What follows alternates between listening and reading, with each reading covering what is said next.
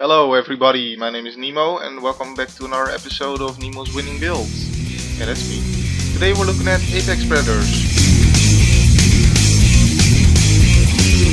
Woo. As you can see, I've thrown every card in there.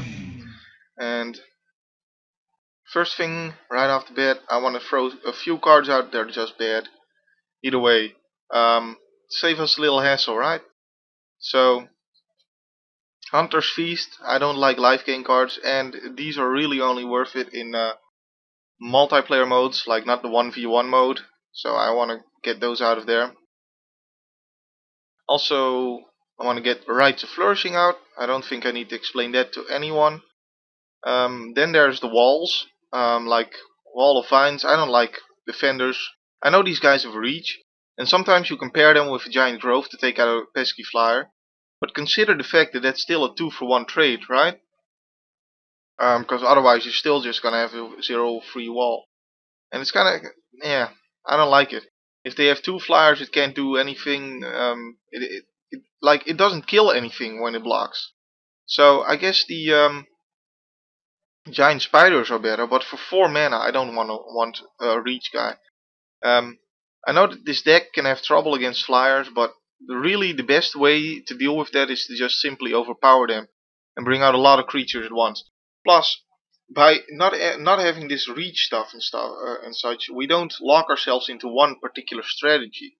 Well, we kind of do, but consider this: we don't defend ourselves just against decks that have flying and are powerful with that.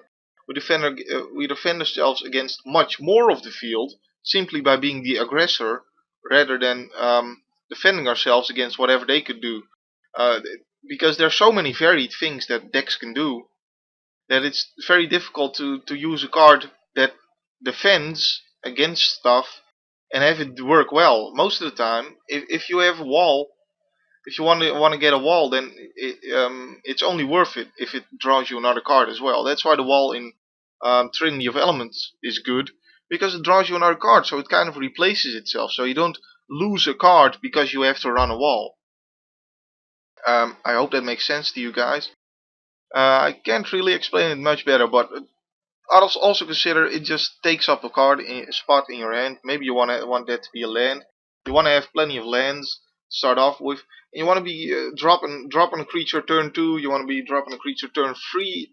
At the very least, your first creature has to be when you're at 3 lands or 4 lands, because you can skip 3 lands with Nature's Lore. And from then on, you just want to be creature, creature, creature every turn. Maybe 2 creatures in one turn, because that's the way that you get ahead with this deck, and then hopefully you draw Overrun and then you win. That's the basic strategy that this deck has. So you want to make sure that you have those creatures. You want to make sure that you don't miss a land drop and stuff.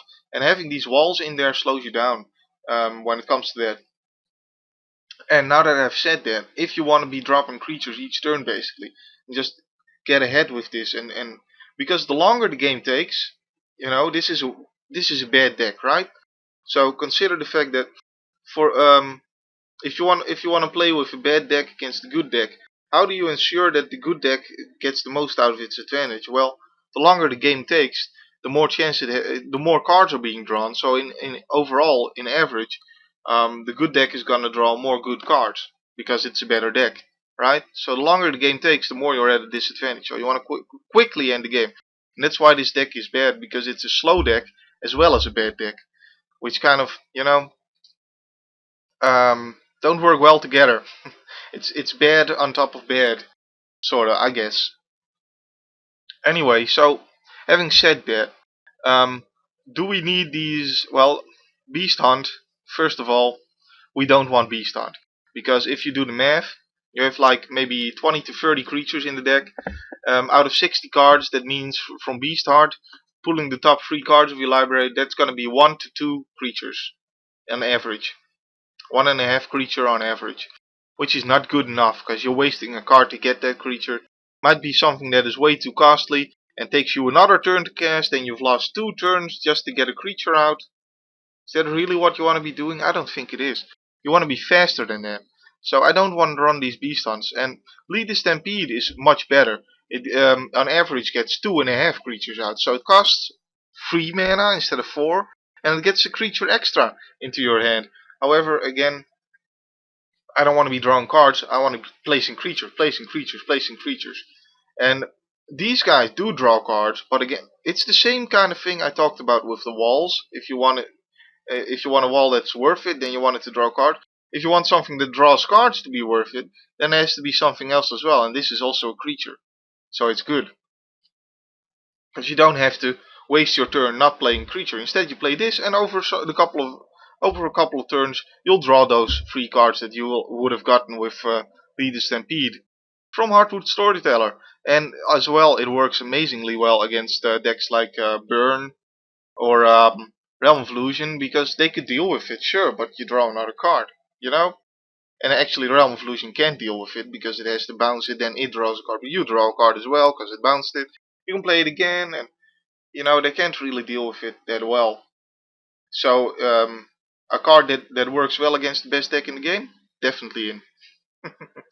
Okay, so from there on we want to kind of see what else what cards are really bad, you know. So at the top mark right here we have a couple of cards, but these are definitely worth it. This guy has haste, can't be countered, again works against the best deck in the game, gotta be in there. Engulfing Slagwurm is a bit slow, but it's like the 6-cost guy in Machinations. You keep it in there because if it enters the field and you can survive a turn, then you probably won. So that's why it's in there. Okay, so the next cards that are bad are these Runeclaw Bears, right? They're 2/2s for 2. I used to have them in the deck. I thought that you had to because they're just 2 drops and you need 2 drops. But really, with the Garruk's Companion and Nature's Lore combined, I probably have something to do, because 4 cards is enough to usually ensure that you'll have something to do turn 2. And if you don't, well, too bad, but it's better than having a Runeclaw Bear in your deck. It's a 2/2 for 2, it's way too vanilla, I don't like it, not even in this deck. So it's gone. And I replaced them with cards that I thought at first were bad, these Grazing Gladehearts, but they buy you time, and this is a slow deck, you want to have it buy time. And again, it gains you life, and gaining life is not always great, but again, same thing I talked about with the walls. How do you make a wall useful? It draws you cards. How do you make drawing cards useful? Well, it has to be also a dude. And how do you make life gain useful? Well, that also has to be a dude, especially in this deck. So it buys you time, and it puts them on a faster clock, because this could be 5 more damage from the overrun. So these guys are definitely worth it. And yeah, they're free drops, but they're way better than the Runeclaw Bears. And actually, these guys, they're not just worth it. Oftentimes I find myself not having a better play than just dropping Grazing Gladeheart. Like, I'd much rather drop a Grazing Gladeheart than a Centaur Courser. So yeah, and usually I drop my Grazing Gladeheart before I drop my Borderland Ranger if I have both. You know what I mean? And this way there's gonna be plenty of free drops. So we'll be assured to have something to play on turn 3. So yeah, that means that obviously Dungrove Elder is a great card, by the way. I don't need to talk about that, but I just wanted to point it out that is probably the best card in your deck. Yeah. Elephant Guide is one of the not so great cards. Well, let's look at how many cards we have to take out now. We're at 67. That's 1, 2, 3, 4, 5. Okay, 5 cards need to go out. So we're gonna look at the options. Oh, oops. It was these guys.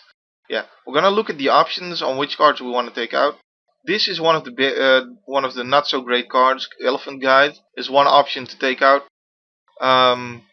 Yeah, it's an aura, and auras usually aren't that good, but it sorta has totem armor, I guess. You know, most creatures in deck are free freeze or worse, and some creatures are better. But hey, so I guess you put this on a free free, and then if they kill it, you at least get another free free. The problem is when they kill it in response to you casting this.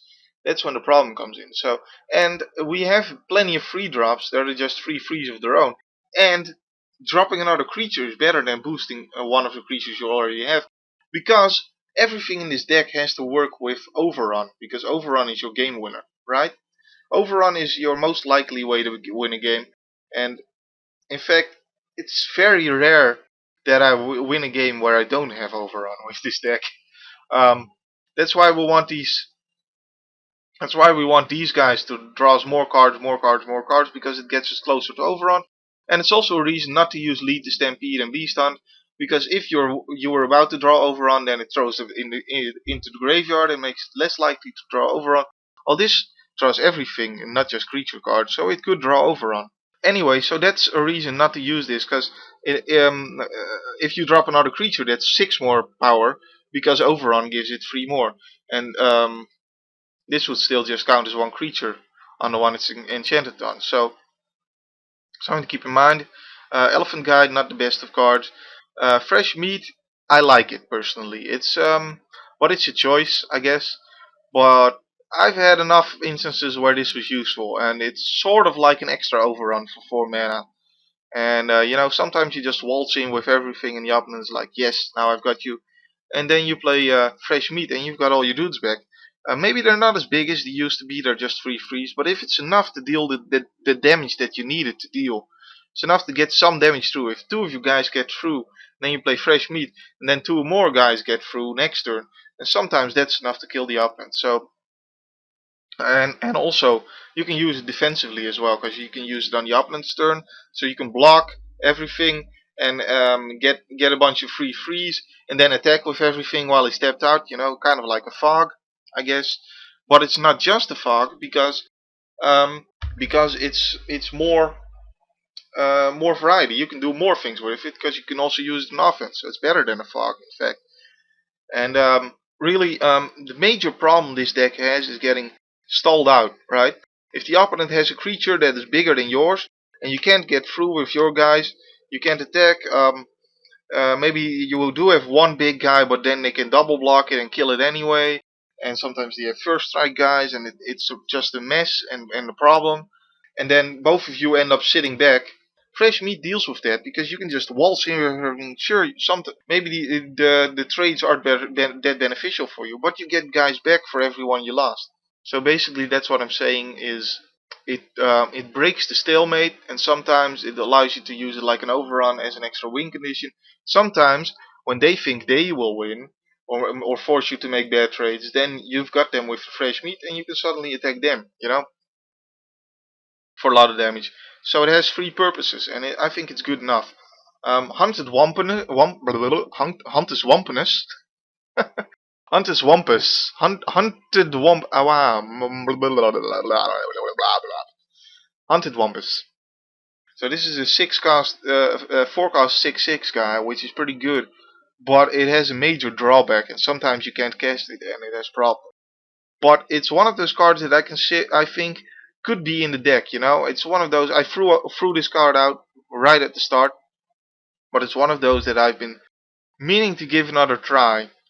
And I suppose you guys should probably give it a try as well, if you're looking for the last one card to keep, because we have about 5 cards that still need to go out, and we have 6 cards that aren't that great, so we want to keep one of them, which is why I'm going through them like this.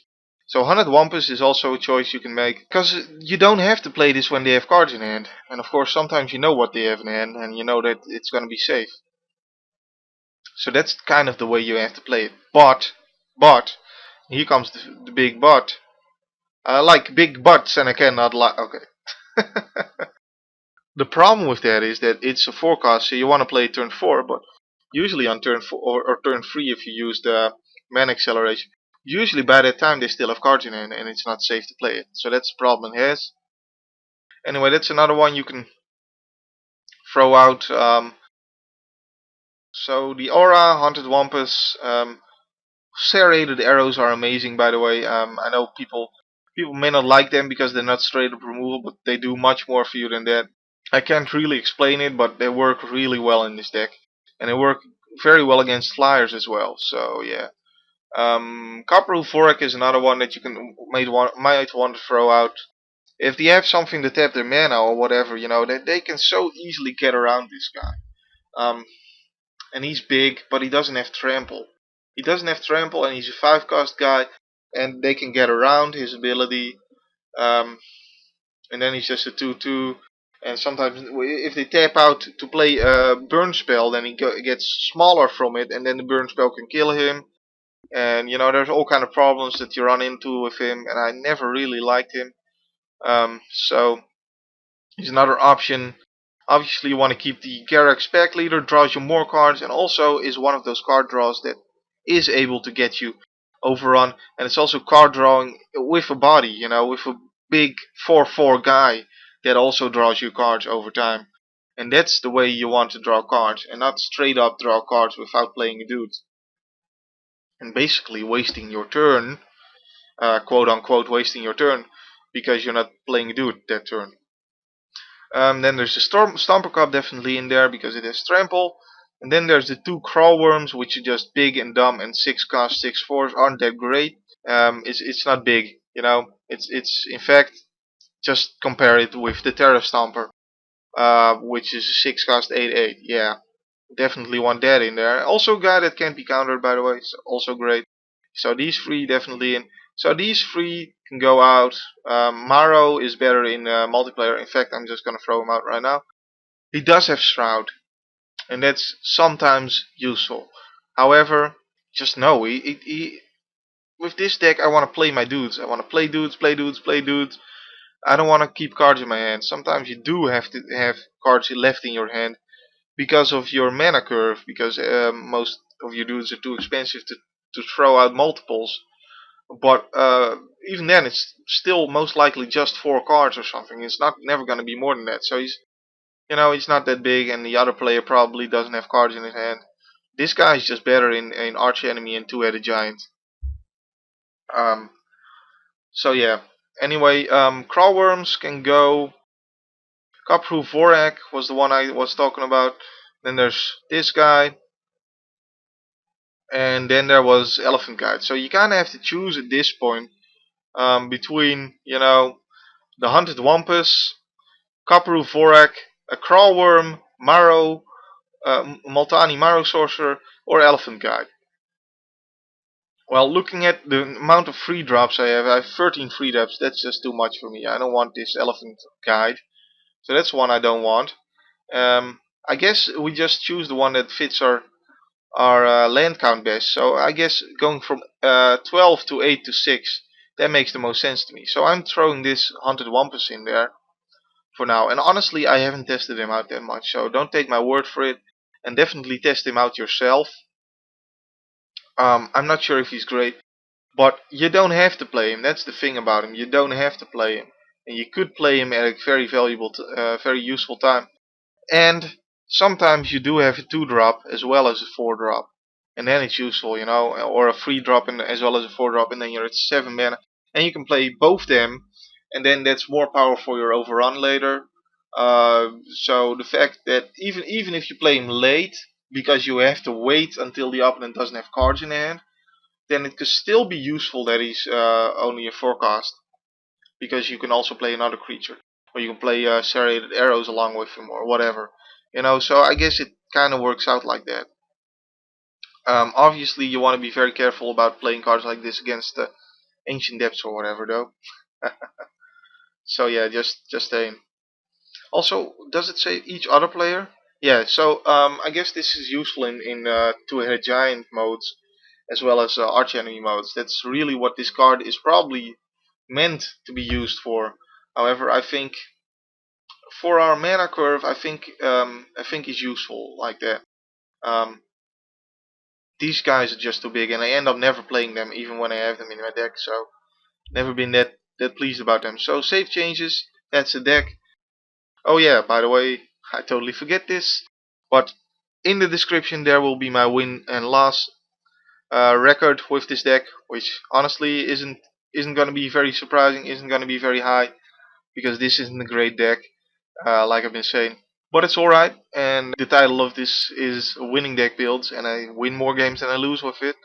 So I'm happy with that, From these bad decks, really all I look for is just winning more than I lose. But I want to build them all optimal, build them the best way I can. And yeah, so that's in the description. Also in the description will be my deck list, in case you can't be bothered to listen to this entire monologue again, just to find out which cards are in, which cards are out, if you want to build it like I did. So go check out the description in that case. What else? Yeah, when the gameplay video comes out, I will put a link to that in the description as well. Guys, I will see you in the next video. We're gonna find out how well this works, and I look forward to doing that with you guys. My name has been Nemo. My name will still be Nemo next time. See you then. Bye bye.